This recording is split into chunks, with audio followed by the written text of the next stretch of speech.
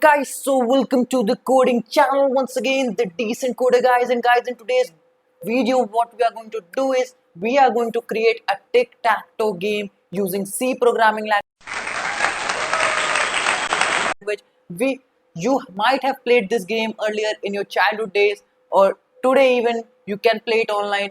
There are different platforms on which you can play this game. So we would be creating that game in this particular C programming language, and we would be going through the whole source code, how to basically create this game and what all functions would be required for that. So guys, let's start this video without wasting any further time. But before that, if you want more videos like this, you can check out my channel, like this video, share this as much as possible, and also subscribe to the channel for more videos like this. So let's start this video now. So first of all, I would tell you how many functions would be there for creating this game. I have already created this game, and again I would be presenting it for you now. I would be coding it in front of you once again, so that you also get the idea how to basically work on that step by step, so that the modularity of the code gets into your mind and how to basically work upon that gets to you. So guys, let's start this. So there would be 4 functions. Let me tell you, there would be one print welcome message. That in that message, what you can do is you can basically apply a sort of ASCII art. I have already did that earlier, but like here we would be like not focusing on that part. You can do it online. Let me make you go through that also. You can search for ASCII art on Google, and then you will be provided 1 minute guys, ASCII art, and you will be provided with basically different sort of platforms you can like create for your particular like you can see here ASCII text art, it's saying. So you can basically write here for text art font. Suppose I write tic-tac-toe. So you can see here that you get a sort of art here, which is basically an ASCII art, which is made up of symbols. So you can simply copy it here. You can open Notepad, and then what you can do is basically after copying it in your Notepad area, and then you can go through that. And also what you can do is after making it go like you can simply write some sort of printf statements here, and then you can simply print each line using printf statements in your C programming language. Next thing comes is your chessboard. That it will be like for the chessboard defining purpose, which will create a sort of squared blocks for your game to make it much more interesting and user interactive. And the last function is your check method. Basically, check method will check for if the user has won or not. Start this game. So first of all, what I am going to do is I would be creating an array here. That would be your array for, that is a character array, and that array would hold, let me take its name as array character sq. That would be holding your square blocks, and that would be a double dimensional array. Let me create it for 3x3 array, and the values I would be providing in it would start like this. One, let me just give me a minute. 1, and next 2, 3, 4. Then comes your 5. Then comes your 6. Next comes your, just a minute guys, 7, and your 8, and your final number 9. That is, these are the 9 numbers which would be there in your 3x3 array. 1, 2, 3, 4, 5, 6, 7, 8, 9, which would the user would be typing here. And also it would be used for your like when the user will mark as the 2 players would be playing this game, so 0 and the cross one, so that would be there. So let's like create our functions which we would be like using up here. The functions would be, oh, one brace is missing here. The functions which would be creating is, first let me give the definition of the functions. Let me write a comment here defining the functions to be used, and then let me take up the function names. That is an integer function. We would be requiring a check function. That is a method to check whether the user has won the game on each and every step. So the next function comes is your void chessboard, which would be creating a simple chessboard using printf statements. Chessboard. This is a method that is not returning anything. And the next comes your print welcome message. That would be creating a sort of, you can apply print welcome message, you can create a sort of ASCII art, and then you can like copy that in your game so that your game becomes more and more interesting. We would be writing a simple message here. We would be not writing any sort of heavier thing like W. Let me write it in small only so that it becomes easier for me to call that print welcome message. And here goes the end of the definitions of our messages. Next thing coming into our place would be your particular defining. Let's start with the main function now. I would be creating the functions accordingly as we will be proceeding through the code. So first of all, let's start with variable declaration. So first of all, what I need here is I need the players to play this match. So I will take an integer variable named player, for which I will assign the value as 1. Why 1? I will tell you. We have 2 players. I would be taking you through the logic of the code. Why I am taking it as 1, I will tell you in the coming path. Next variable we would be requiring is an variable that would be using to convert the input of the user. That would be choice underscore int. Let me take it as, and then comes your, what happened, choice underscore int. Why is it giving me here like player equals 1, choice underscore int. Okay, oh, okay, fine. And other variables which we would be requiring would be like your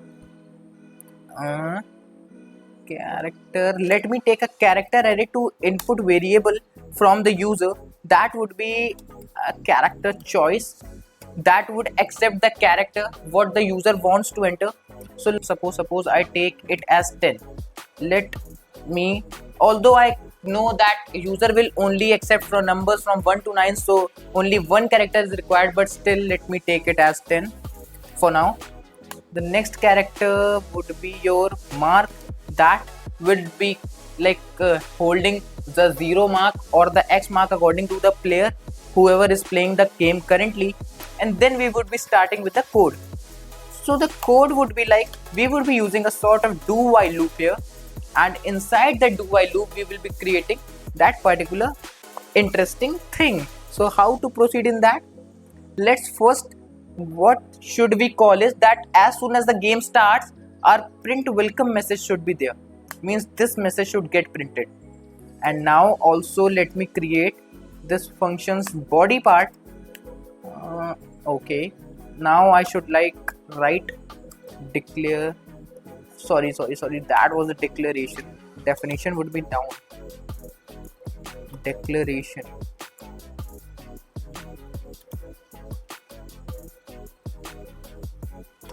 of the functions, declaration of the functions to be used. And now the definition comes. Definition of the methods slash functions.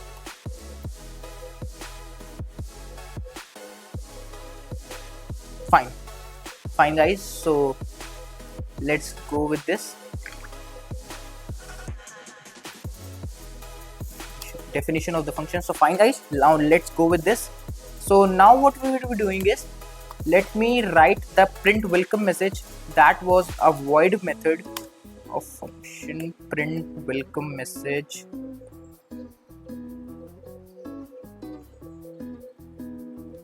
Print welcome message. Fine, and let's go inside it. And now what we will be doing is, we would be writing a simple printf statement that would be holding the value of what we would be writing inside it. Like the tic-tac-toe, we would be simply writing up here, tic-tac-toe game. This is the simple message which we would be giving inside it. You can also, like as I told you earlier in the like the earlier in the video I told you that you can also use some sort of ASCII add. Why I did so, that I created a separate function so that you can get an idea how to basically separate your code into modules, and you can do these things separately to make your code look much cleaner than like is it is simply when you simply write it. So I created a simple function. I printed inside it tic-tac-toe game, and I called it inside my main function. Now the next thing is, what we are going to do is we are going to make call another function that would be your chessboard, so that our chessboard gets built up. Chessboard function is called, let me also write /n so that there is a space in there. So guys, now we have moved on with the chessboard function, and you can see on my screen I've successfully created that chessboard method, and I have successfully designed that, and the square values, that is your 1 as the value at 0 would be 1, and the next values like there would be created on your particular screen when this game would start up. So now let's move ahead with the game. So now what we have to do is, I would be simply, after this chessboard method, I would be simply creating a variable named player, as I already defined that, and I would be using that player method to choose in my do while loop which player would play in each iteration. So what I would be doing is, I would be simply using here your player modulo 2, and then what I would be doing is, I would be using ternary operators instead of using if else. Simplifying this whole equation, I used that if player is equals to player modulo 2, what it will do is, if it would result in 0 and 1s, like 1 would simply, like the remainder, if it is 1 means on, as the value is true or false. So for true it would go for 1, and for false means for the 0 remainder it would go for 2. So now go inside. So the first value would be 1 only, because 1 modulo 2, since now the value is 1 modulo 2 would be going as 1. So the value which would return is that the first player would be your first player, means the player number 1. Now what we would be doing is, we would be simply printing this printf. We would be using player versatile d for printing that integer value, and then I would be writing up like, I would be making it to enter a number for playing the game. Enter a number, and I would be using here player percentile d, and that would be your player value. Player number 1, enter a number, whatever player value would be, it would prompt for the value for him from him. I would be simply writing up here gets. I would be using gets here, so that simply I can get the whole value at once with using gets. Like I would be getting up the puts and gets, they make it easy to print and like get the value.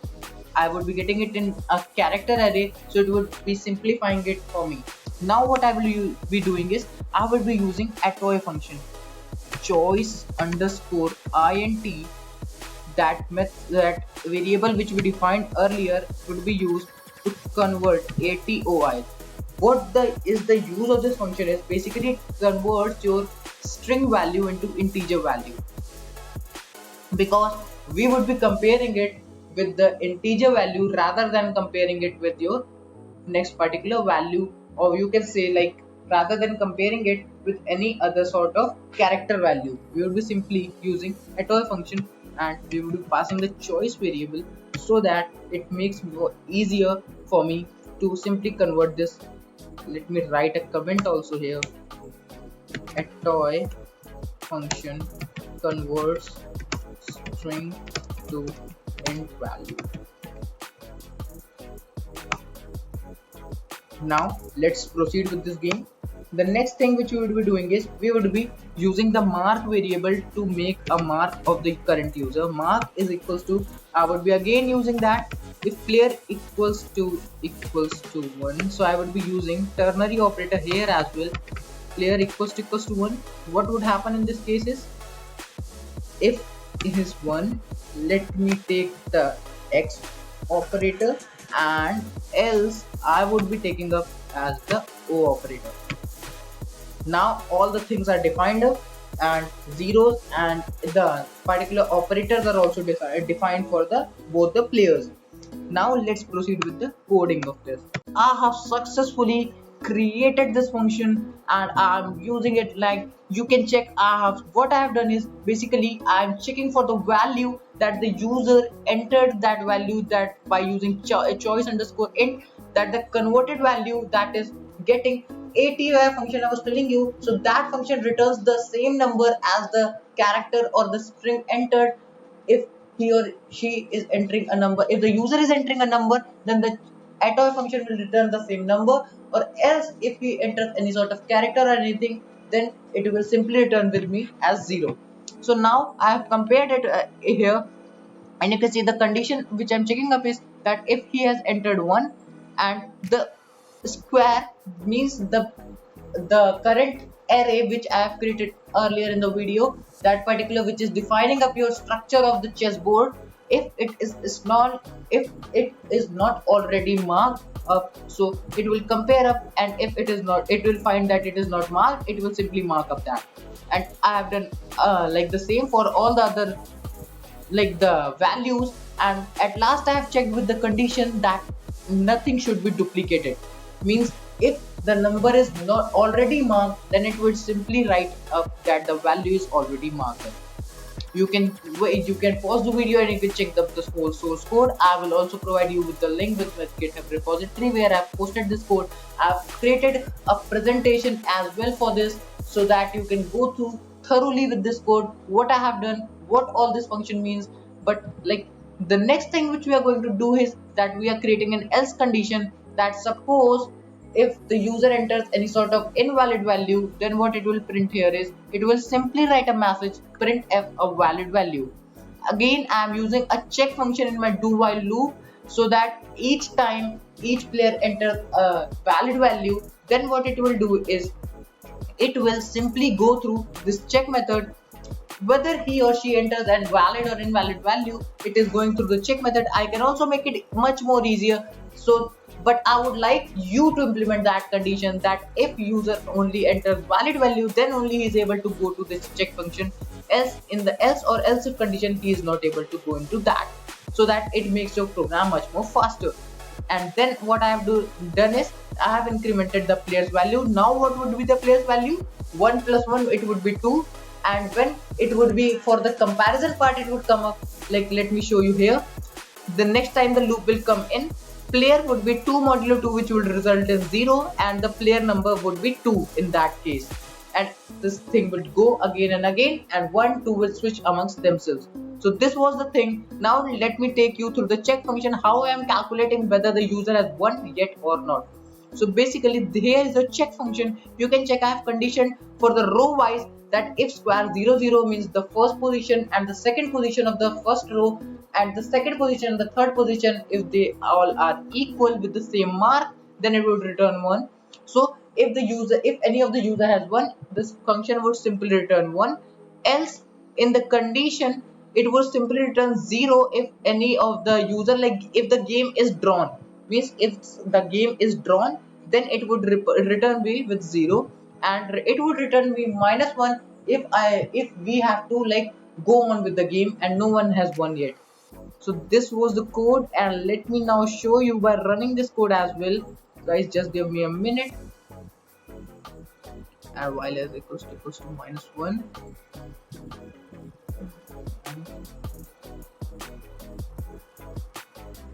let me take this condition as well. And yes guys, now you can see up here that I have again, after exiting the loop, I have printed up my print welcome message and the chessboard, so that they must be continuously called after each iteration, so that your game doesn't look fuzzy or some sort of like distracting you. It would be an awesome game. And now let me compile this code so that you can take a look at how this game would be seen up. Let me take you through the game, and now you can see up here it shows me tic-tac-toe. Yeah, so guys, now what you can see up here is that I have successfully debugged it, whatever was the mistake there. So guys, there was a small mistake in the array declaration. I forgot to like put these arrows up there, and also like there's some small sort of mistakes in this particular, that the matching part, that there was basically a character in. Press enter 1, you can see the mark has already come. It asks for player 2, he also enters player 2 and it becomes 0. Now if I enter the same mark as it is already marked up, it shows me that the value is already marked. So in that case, what I need to do is I simply need to write here \n in the each and every print message so that it doesn't makes me come in the same line. \n would work. This online compiler is a bit. Let's see.